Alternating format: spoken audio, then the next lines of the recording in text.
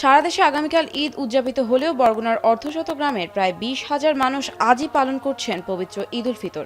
সকাল থেকেই বরগুনার বেতাগী, পাথরঘাটা, বামনা এবং সদর উপজেলা সহ বেশ কয়েকটি স্থানে বইছে ঈদের আনন্দ। সকাল 8:30টায় বেতাগীর কাদিরাবাদ ইউনিয়নের মধ্য বকুলতলী গ্রামের মল্লিকবাড়ি জামে মসজিদে অনুষ্ঠিত হয় ঈদের প্রধান জামাত।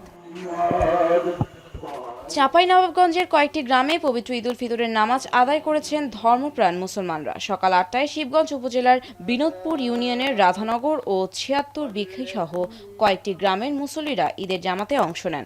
হেলালুন মানে হচ্ছে নতুন চাঁদ। নতুন চাঁদ যখন আকাশে উদিত হবে তখন সারা বিশ্বের সকল মুসলিম, সকল ইমানদার ব্যক্তিকে সেই নতুন চন্দ্র অনুযায়ী সিয়াম শুরু করতে হবে। তো আমরা সেই অনুযায়ী সৌদির সাথে মিল হচ্ছে, সৌদিও যেমন ওই 1 তারিখে করতেছে, আমরাও 1 তারিখে করতেছি। আসলে সৌদিটা আমাদের মেন না, মেন হচ্ছে আমাদের চন্দ্রটা। চাঁদপুরের প্রায় 40টি গ্রামে উদযাপিত হচ্ছে ঈদ উল ফিতর। সকাল 9:30টায় চাঁদপুরের হাজীগঞ্জ সাদরা দরবার শরীফে ঈদের নামাজের জামায়াত অনুষ্ঠিত হয়।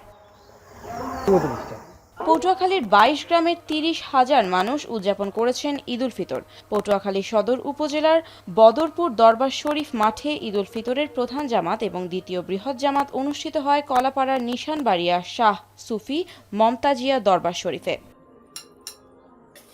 সাতক্ষীরার বিভিন্ন গ্রামে আহলে হাদিসের একটি অংশের মুসল্লিরা সৌদির সাথে মিল রেখে ঈদের জামাত আদায় করে থাকেন। রংপুরের গঙ্গাচড়া উপজেলায় সৌদি আরবের সঙ্গে মিল রেখে ঈদ উল ফিতর উদযাপন করেছে প্রায় 120টি পরিবার।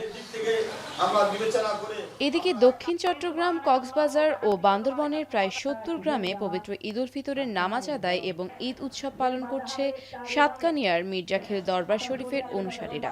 দীর্ঘ 250 বছর ধরে এ রীতি ও অনুশাসন পালন করে আসছেন তারা। এছাড়াও ফরিদপুর, দিনাজপুর সহ দেশের বিভিন্ন জেলার বিভিন্ন গ্রামে উদযাপিত হচ্ছে ঈদ উল ফিতর।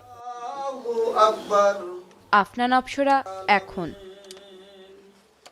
কালার এক্সপার্ট এবং ডার্ক জ্যাপ সমৃদ্ধ অরিক্স অ্যাডভান্স ডিটারজেন্ট পাউডার, আপনার লন্ড্রি এক্সপার্ট।